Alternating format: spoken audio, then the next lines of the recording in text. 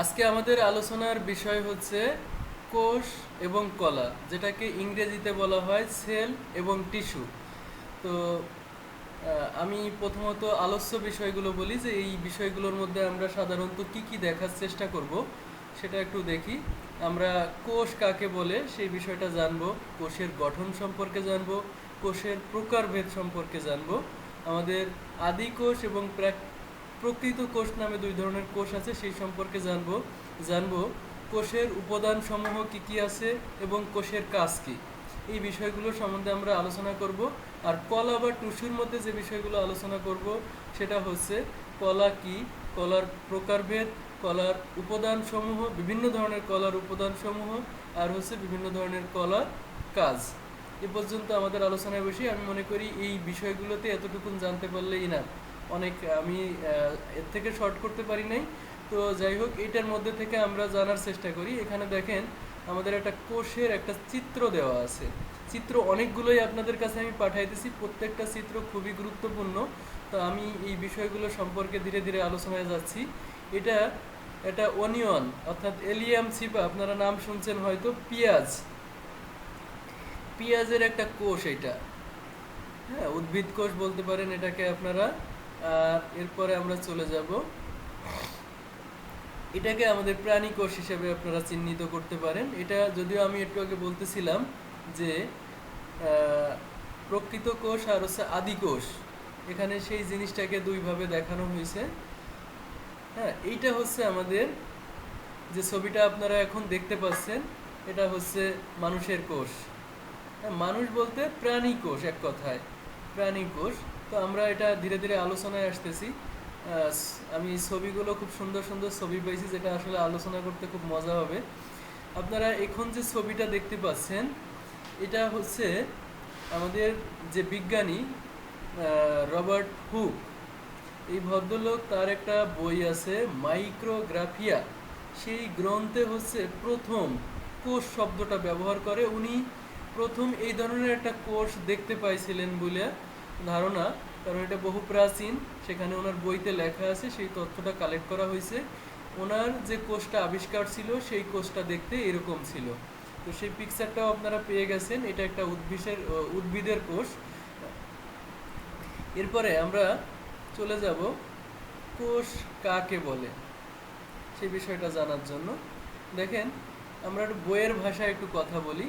সেখানে দেখেন কোষতত্ত্বে লেখা আছে, বিভিন্ন কোষের নানান প্রকার বৈশিষ্ট্য থাকা সত্ত্বেও কোষে কিছু সাধারণ বৈশিষ্ট্য থাকে। এইভাবে কোষের গঠন ও কাজের উপর ভিত্তি করে কোষ সম্বন্ধে যে মতবাদ বা যে তত্ত্ব তৈরি হয় তাকে বলা হয় কোষতত্ত্ব। কোষ সম্পর্কে জার্মান উদ্ভিদ বিজ্ঞানী স্লাইডেন, প্রাণীবিজ্ঞানী থিওডোর সবান এবং পরে রুডলফ ভিশপ 1885 সালে এই তত্ত্বটা প্রদান করেন, যেটা হচ্ছে কোষতত্ত্ব। তো আমরা এবার দেখি কোষ কাকে বলে এবং কোষটা আসলে কি জিনিস সেটা আমরা জানব। এক কথায় কোষ হচ্ছে আমাদের শরীরের গাঠনিক এবং সাংগঠনিক একক। আরেকটু যদি সুন্দর করে আমরা বলি, সেটা হচ্ছে, মানে ইংরেজি শব্দটায় ভালো শোনা যায়, স্ট্রাকচারাল অ্যান্ড ফাংশনাল ইউনিট। ইংরেজিতে বলা হয় স্ট্রাকচারাল অ্যান্ড ফাংশনাল ইউনিট। হ্যাঁ, অর্থাৎ একজন জীবন্ত মানুষের মধ্যে যে জিনিসটা তার গঠনশৈলী তৈরি করে, তার কাজের ফাংশন তৈরি করে, সেটাই হচ্ছে কোষ। আর এটা একেবারেই মৌলিক, এটাকে আর ভাঙা যায় না। সেই জন্যই বলা হয় কোষ হলো জীবনের মৌলিক একক। অর্থাৎ এই একটা কোষ থেকে দুটো কোষ, দুটো কোষ থেকে চারটা, চারটা থেকে ছয়টা, এইভাবে বিভাজন হইয়া হইয়া লাখ লাখ কিংবা কোটি কোটি কোষ দিয়ে আমরা একটা মানুষ তৈরি হয়েছি। ঠিক আছে, যেটার আমরা এই বিভাজনটা পাই হচ্ছে আপনার মায়োসিস, মাইটোসিস, কোষ বিভাজনের মাধ্যমে যেভাবে বিভাজনটা তৈরি হয়, সেইখান থেকে আমরা এই বিষয়গুলো পেয়ে যাই। তো এটাকে আরেক কথায় এটাকে বৈশিষ্ট্য বলতে পারেন। এটা আমাদের বংশগতির একক। অর্থাৎ আমাদের এক বিজ্ঞানী বলছেন, আজকে যে ছেলেটা কিংবা বাচ্চাটা জন্ম নিল সে হচ্ছে পৃথিবীর সব থেকে বয়স্ক মানুষ। তো এই হিসেবে হচ্ছে আমার পূর্বপুরুষের যে কোষের যে স্ট্রাকচার, যে চরিত্র, সেটা আমার মধ্যে চলে আসে। এই জন্য কোষকে বংশগতির এককও বলা হয়। এরপরে বলা আছে সকল জীব এক বা একাধিক কোষ দ্বারা গঠিত এবং পূর্ব সৃষ্ট কোষ থেকেই নতুন কোষের সৃষ্টি হয়। আচ্ছা, জীব এক বা একাধিক কোষ দ্বারা গঠিত। তাহলে এখানে দেখেন আমাদের কিছু কিছু প্রাণী আছে যাদের একটা মাত্র কোষ আসে। আপনারা হয়তো এমিবার নাম শুনছেন। এমিবাকে বলা হয় অকোষীয় প্রাণী। এই কথাটা বলা হয় এই কারণেই, কারণ তার মধ্যে একটা মাত্র কোষ আসে, তাই তাকে অকোষীয় প্রাণী বলা হয়। আবার আমরা যারা মানুষ, তারা একাধিক কোষ দ্বারা গঠিত। এমনকি আমাদের চিকিৎসা বিজ্ঞানীরা এটাকে নির্ধারণও করে দিতে পারেন নাই যে আমাদের শরীরে কতগুলা কোষ আছে। এক কথায় বলে দেয় লক্ষ লক্ষ কিংবা বিলিয়ন বিলিয়ন কিংবা কোটি কোটি কোষ আছে, এভাবে বলে দেন ওনারা। কিন্তু ক্লিয়ার যে স্ট্রাকচার, সেটাকে তারা বলতে পারেন না কিংবা বলা সম্ভব হয় না। আসলে এটা গোনা সম্ভব না। সেই জন্য তাহলে আমরা আবারও একটু কোষের সংজ্ঞাটা জেনে নিই। কোষ হচ্ছে দেহের গঠনের একক। হ্যাঁ, কোষ হচ্ছে দেহের গঠনের একক, যেটাকে ইংরেজিতে সেল বলা হয়। হ্যাঁ, সেল হচ্ছে ইংরেজি শব্দ, বাংলা শব্দ হচ্ছে কোষ। এই কোষটা হচ্ছে আমাদের শরীরের গাঠনিক একক। আর এই কোষের মধ্যে একটা জিনিস থাকে, সেটা হচ্ছে নিউক্লিয়াস। একদম কোষের মাঝখানে কিংবা একটু পাশেও থাকতে পারে। তো আমরা যখন এই যে নিচে দেখতে পাচ্ছেন যে কোষের গঠন সম্পর্কে আমাদের বর্ণনা আছে, তো যখন আমরা গঠনটা দেখব তখন বলতে পারবো। যেমন এখানে দেখেন লেখা আছে। আমরা একটা চিত্রে চলে যাই, আগে চিত্রটাকে একটু বোঝার চেষ্টা করি।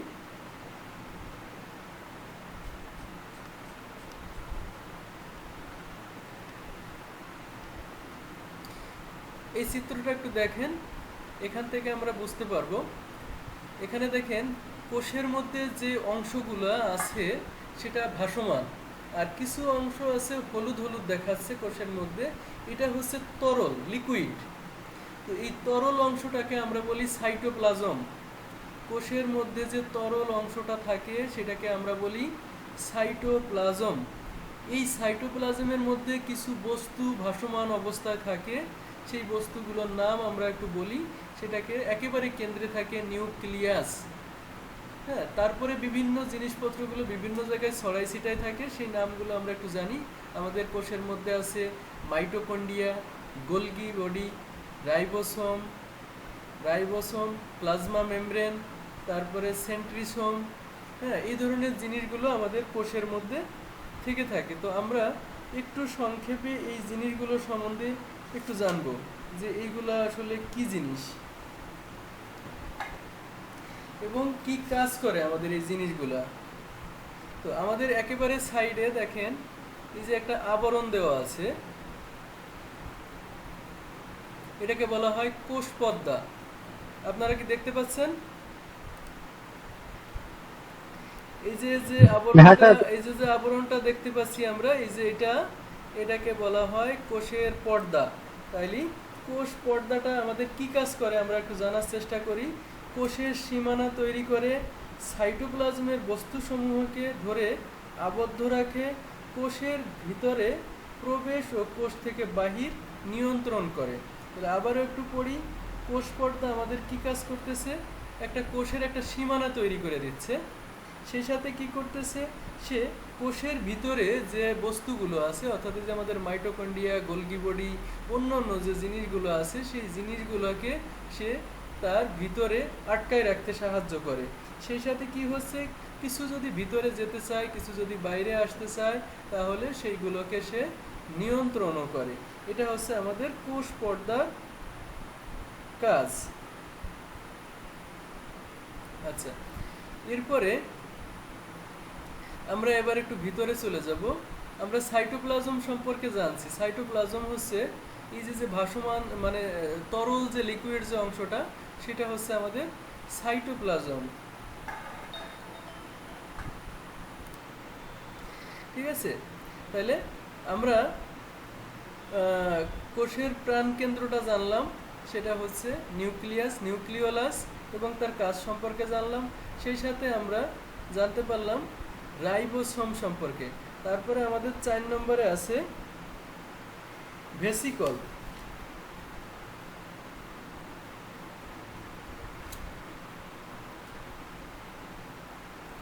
আচ্ছা, ভেসিকলটা দেখেন এখানে কেমন দেখাচ্ছে, একটা পর্দার মতন। এটাও শরীরের বিভিন্ন জায়গায় মানে কোষের মধ্যে বিভিন্ন জায়গায় অবস্থান করে। এও আমাদের প্রোটিন সংশ্লেষণ করে এক কথায়। 5 নম্বরে আমাদের আছে অমসৃণ এন্ডোপ্লাজমিক জালিকা। আমাদের এই এন্ডোপ্লাজমিক জালিকা হচ্ছে কোষের মধ্যে দুটো থাকে, একটা মসৃণ একটা অমসৃণ। এই যে যেটা আমরা দেখতে পাচ্ছি গোলাপি কালারের, এটা হচ্ছে অমসৃণ, আর এর নিচে এই যে যেটা দেখা যাচ্ছে এটা হচ্ছে মসৃণ। তো মসৃণটার কাজ হচ্ছে শর্করা বিপাক ক্রিয়ার সাথে সংশ্লিষ্ট তৈরি করা আর লিপিড সংশ্লেষণ করা। তাহলে আমরা যে কার্বোহাইড্রেট খাবারগুলো খাই সেটাকে সে সংশ্লেষণ করে, আর হচ্ছে আমাদের শরীরে যে লিপিড আছে সেই লিপিডটাকে সে অ্যাবজর্পশন করে। এই দুটো কাজ করে থাকে। আর অমসৃণ যেটা, সে প্রোটিন সংশ্লেষণ করে এবং নতুন যে প্রোটিন সৃষ্টি হয় সেটাকে এক জায়গায় থেকে আরেক জায়গায় স্থানান্তরের জন্য কাজ করে। এরপরে আছে আমাদের গোলগি বডি।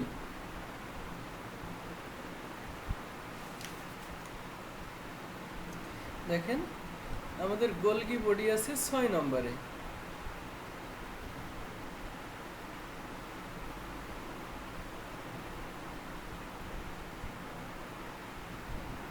এখানে মনে হয় আমি এই অমসৃণটাকে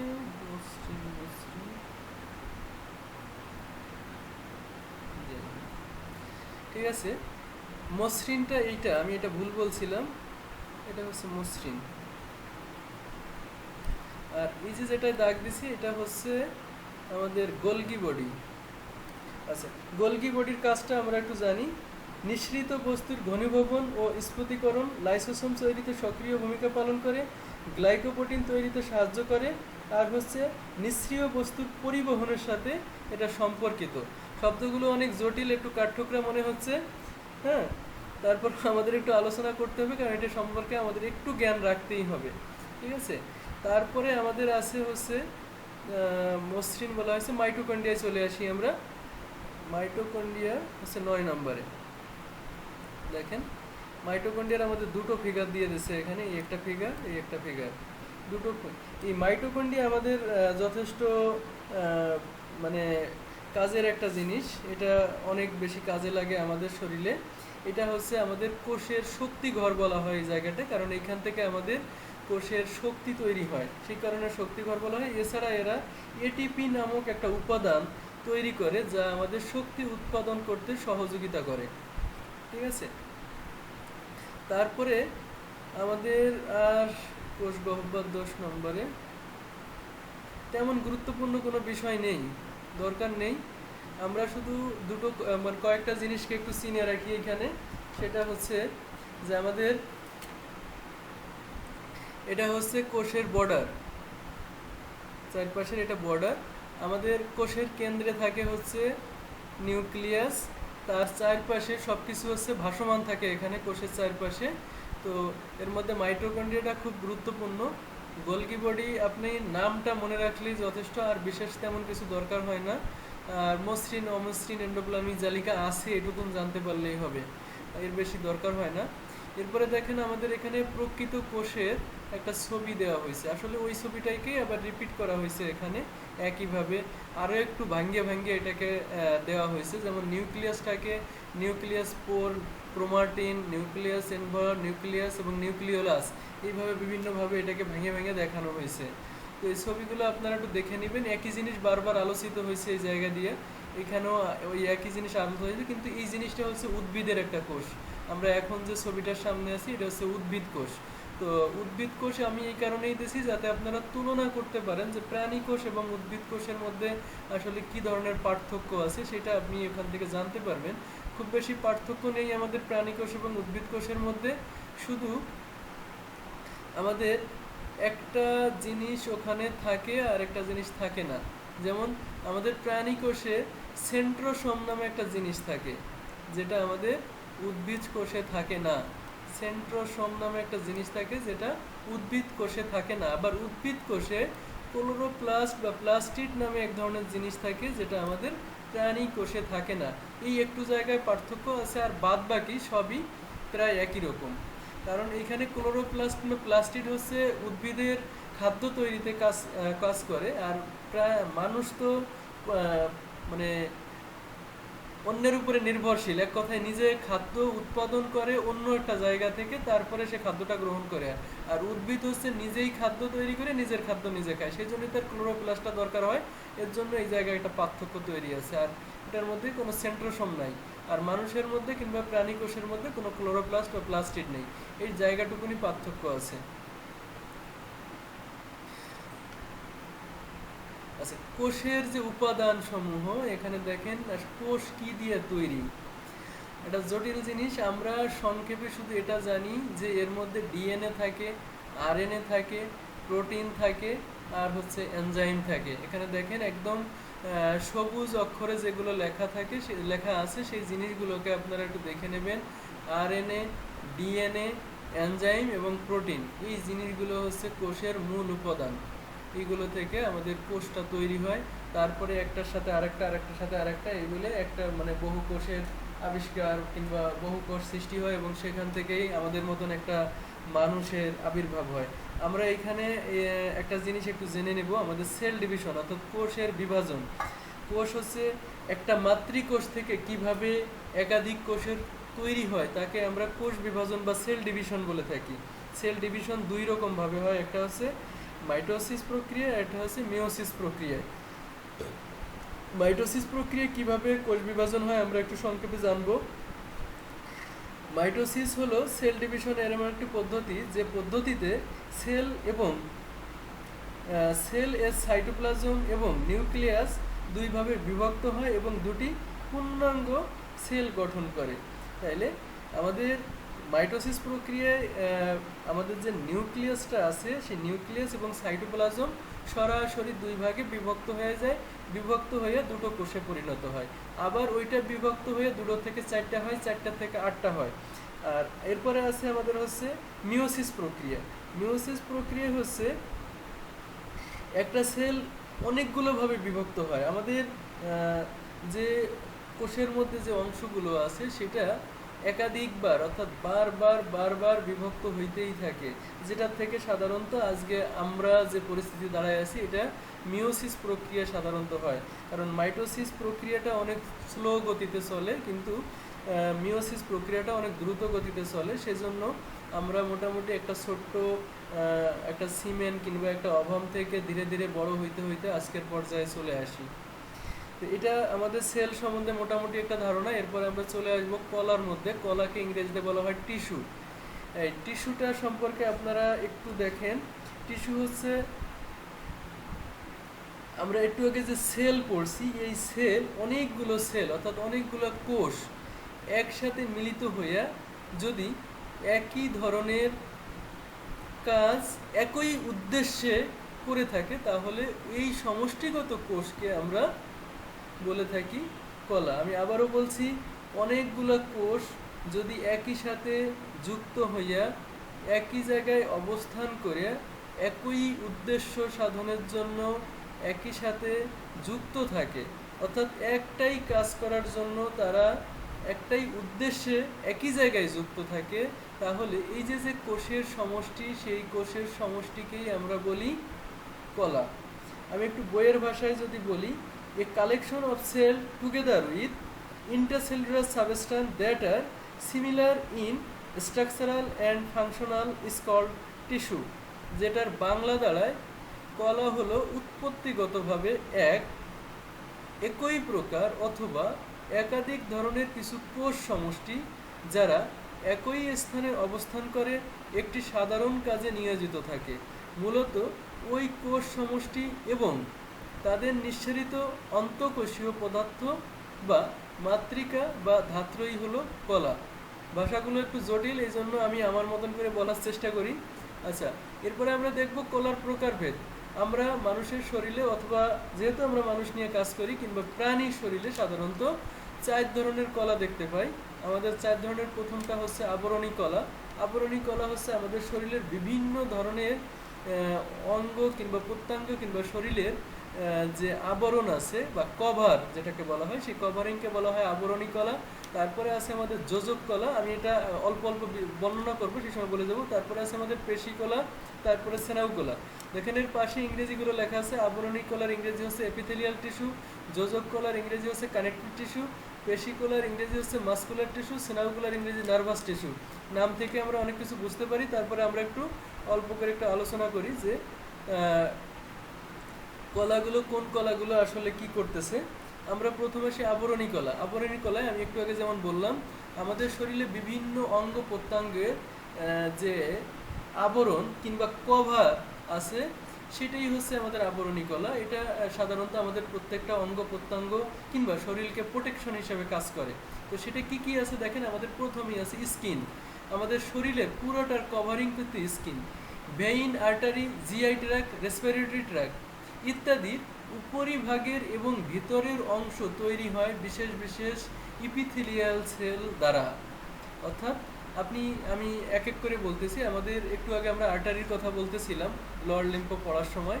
তো সেখানে এই আর্টারি কিন্তু একটা গোল্লা পাইপের মতন একটা জিনিস। তাহলে তার ভিতরে একটা আবরণ থাকে, বাইরে একটা আবরণ থাকে। সেই আবরণটাকে আমরা এপিথেলিয়াল টিস্যু বলতে পারি। আর্টারির সেই একই চরিত্র। আমাদের জিআই ট্র্যাক অর্থাৎ মুখ থেকে শুরু করে আমাদের পাউল পথ পর্যন্ত যে পথটা আছে, যেটাকে আমরা এলিমেন্টারি সিস্টেমের আওতায় জানি, সেই যে পথটা, তার বাইরে এবং ভিতরে দুই জায়গায় একটা আবরণ আছে। তারপরে আমাদের রেসপিরেটরি ট্র্যাক আছে। এছাড়া আমাদের হার্টের একটা কভার আছে, যেটাকে পেরিকার্ডিয়াম বলা হয়। ফুসফুসের কভার আছে, সেটাকে আমরা পুলুরি বলি। আমাদের পেটের একটা কভারিং আছে, পেরিনিয়াম। এরকম প্রত্যেকটা জায়গায় যে কভারিংগুলো আছে, সেই কভারিং তার একটা আলাদা আলাদা নাম আছে, সেটাই আমাদের আবরণী কলা। তারপরে আমরা চলে যাব যোজক কলা কিংবা কানেকটিভ টিস্যু। এই যোজক কলা কানেকটিভ টিস্যু আসলে বিভিন্ন ধরনের।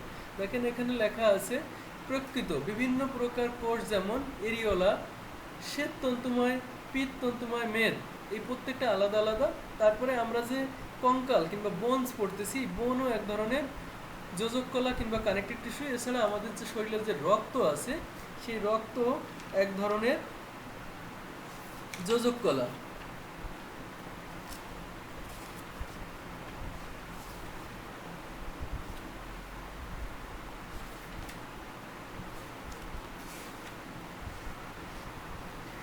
আচ্ছা, তাহলে আমরা এটা জানতে পারলাম যে আমাদের যোজক কলায় কি আছে। দেখেন এরিওলা, এরিওলা বলতে আমাদের যে রক্ত নালীগুলো আছে, সেটাকে বলা হয় শ্বেত তন্তুময়।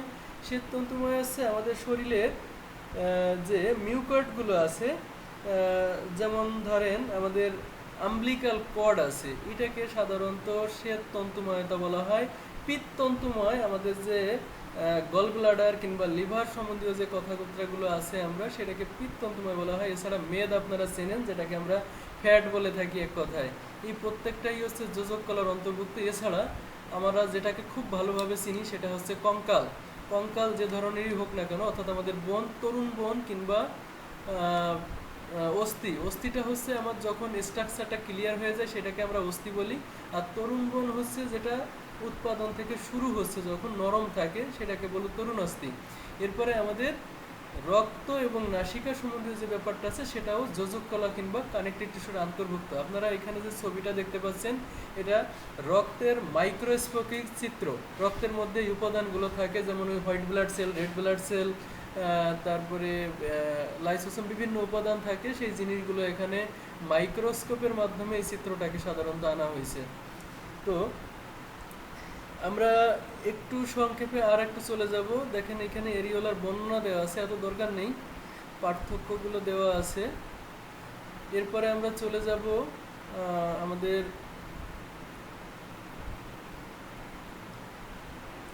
পেশিকলার মধ্যে, মাসকুলার টিস্যু। মাসকুলার টিস্যু সম্বন্ধে আমরা অলরেডি জানি। আমাদের শরীরে যে মাসেলগুলো আছে, মাংসপেশি, যত মাংসপেশি আছে সবগুলোকেই আপনার মাসকুলার টিস্যুর আওতায়। অর্থাৎ একটা মাসেলের সাথে আরেকটা মাসেলের যে সম্পর্ক, এবং মাসেল আমাদের শরীরকে মূলত স্ট্রাকচার তৈরি করে দেয়। হ্যাঁ, তো যেখানে আমাদের মাসেল যেভাবে তৈরি হচ্ছে, সেটা আমাদের পেশিকলার অন্তর্ভুক্ত। আর শেষে আছে আমাদের স্নায়ুকলা। নার্ভাস টিস্যু আমাদের সাধারণত স্নায়ু বলতে আমরা প্রথমেই নার্ভ বলতে আমরা মাথাকে বুঝি। আমাদের যে শরীরের যে নার্ভগুলো আছে সেই নার্ভগুলো আমাদের শরীরটাকে যেভাবে মানে ফাংশনিং এবং সেন্সেশন দুই দিক থেকেই যেভাবে কাজ করতেছে সেইটা নিয়ন্ত্রণ করতেছে হচ্ছে আমাদের স্নায়ুগোলা। তো আমরা যখন নার্ভাস সিস্টেমটা পড়বো তখন এই বিষয়ে আরও ভালো বিস্তারিত জানতে পারবো, কারণ আমাদের এখানে অনেক কিছু আলোচনার আছে। তার কারণ এই নার্ভাস টিস্যু বুঝতে গেলে আমার নিউরন সম্বন্ধে একটা ধারণা রাখতেই হবে। আর নিউরন সম্বন্ধে ধারণা না রাখলে পরে আমরা আসলে নার্ভাস টিস্যু সম্পর্কে খুব ভালো কিছু বুঝতে পারবো না। তো আমরা যখন ওই সিস্টেমের আওতায় যাব তখন এই বিষয়টা আলোচনা করব, নার্ভাস সিস্টেমের আওতায়, যে নিউরনটা কি জিনিস, এটা কিভাবে কাজ করে, তার অংশগুলো কি আছে। যেমন একটু আগে আমি মশা পড়ার গল্প বলতেছিলাম, এই মশাটা যে আমার শরীরে পড়লো আমি কিন্তু হাত দিয়ে এটাকে বুঝতে পারি না, কিংবা হাত আমাকে এটা বুঝতে সাহায্য করে না, এটা বুঝতে সাহায্য করে আমার ব্রেন। আমার ব্রেন আমাকে বলে দেয় যে আপনার অমুক জায়গায় কিংবা শরীরের এই স্থানে একটা মশা পড়ছে, তো সেই জিনিসটাকে আমাকে ইনক্লুড করে দেয়। তো সেটা কিভাবে একটা নিউরন আমাকে এই সংকেতটা পাঠায়, আবার মস্তিষ্ক কিভাবে আমার হাতকে বলে দেয় যে ওখানে একটা থাপ্পড় মারো, ওখানে মশা পড়ছে, মশাটা মারা যাবে এবং এই জায়গাতেই মারো। এই জিনিসটা কিভাবে আসে সেটা আমরা যখন নিউরন পড়বো, নিউরন পড়লে এই বিষয়টা সম্পর্কে আমরা একদম ক্লিয়ার হয়ে যাব। তো এখন যেহেতু আমরা মানে কলার মধ্যে হিস্টোলজির মধ্যে আমরা এখন আছি, সেই জন্য আমি এই বিষয়টাকে শর্ট করতে চাচ্ছি। তো এই বিষয়টা এই যে দেখেন এখানে লেখা আছে, যদিও স্নায়ুকলা গঠিত স্নায়ুকোষ বা নিউরনের নিউরো রোগলিয়া নিয়ে হয়, এর দুটো অংশ থাকে, কোষ দেহ প্লম্বিত অংশ। বাংলাটা খুবই জটিল। এই ডেনড্রাইট আর একজন মিলে হচ্ছে আমাদের নিউরন গঠিত হয়। তো আমি ওই সময় এই জিনিসগুলো আপনাদেরকে বিস্তারিত আলোচনা করে দেবো। এছাড়া আমাদের এই যে কলার বিভিন্ন জায়গায় বিভিন্ন স্তরে কোন কোন জায়গায় কী কী কলা আছে, কি নাম ধারণ করে আছে, সেটাও এখানে দেওয়া আছে। যেহেতু শীটটা আপনাদের কাছে চলে যাবে, এই বিষয়গুলো আপনারা একটু দেখে নেবেন। যেমন পাকস্থলীতে মিউকোসা স্তর থাকে, সেইখান থেকে ছোট ছোট অভিক্ষেপ বের হয়, মিউকোসা গ্যাস্ট্রিক গ্রন্থি থেকে দেখা যায়। আর পাকস্থলীতে থাকে বলেই মানে গ্যাস্ট্রিক গ্রন্থি থাকে বলেই এটাকে পাকস্থলী নামকরণ করা হয়েছে। এছাড়া ক্ষুদ্রান্ততে মিউকাস নামক ভিলাই থাকে, ঠিক আছে। এরপরে যকৃতে যে নামগুলো আছে সেটা এখানে দেওয়া আছে, অগ্নাশয়ে যে নামগুলো আছে, বৃক্ক অর্থাৎ কিডনিতেও নাম দেওয়া আছে, কোন জায়গায় কি নামে এটা পরিচিত সেই জিনিসটা আপনারা এখান থেকে জানতে পারবেন বিষয়গুলো। তো স্যার এই পিডিএফটা বিষয়গুলো দিয়ে দিবেন, হ্যাঁ।